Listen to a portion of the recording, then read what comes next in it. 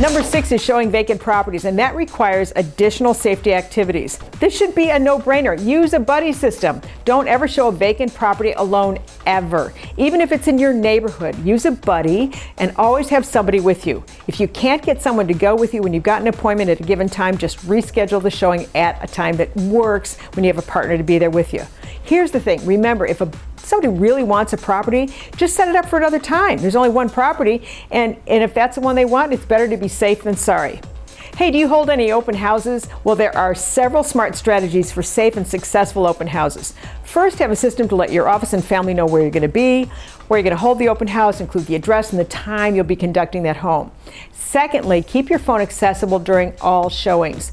Now, if you're alone and a prospect comes in and you're not feeling really comfortable, welcome them and mention that your partner's stopping by shortly, and they'll be happy to help answer any questions. Now, if for any reason during a showing with a customer anywhere you feel uncomfortable, call your office. Now, here's a great system. Set up a color code system in advance to communicate your concerns should you feel compromised. Your office should know that if you refer to a green folder, it means all is well. If you start talking about a yellow folder, it's code to indicate that you're really not sure about your safety and you might be compromised or concerned. Any conversation that starts with an exchange that has anything to do with the red folder means, I need help now. Be sure your office knows in advance where you're holding the open house and the hours you're going to be there and the directions to the property. And if you need help, this will expedite any assistance. Now, after the open house, this is an important tip. Take a few minutes to double check that all the doors and windows are locked. You know, it's happened where a prospect has walked through a home and unlocked a window or a door, and only to try and get access later. It only takes a minute, but you could be eliminating easy access for a home invasion that might be happening or planned for a later time. Hey, have you ever done this? Number 8 is take a class in self-defense. Now, you might think this is an extreme recommendation, but many of us have never really been in a situation where self-defense is practiced or even refined.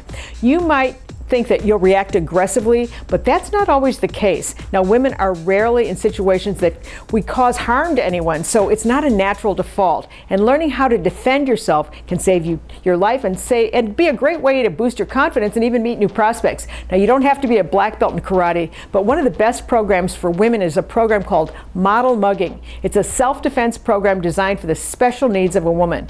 The key is to learn how to manage your adrenaline before you get into a situation where panic takes over. Hey, number 9 is invest in a new app that turns your cell phone into a personal safety device. Personal security apps for mobile phones are here.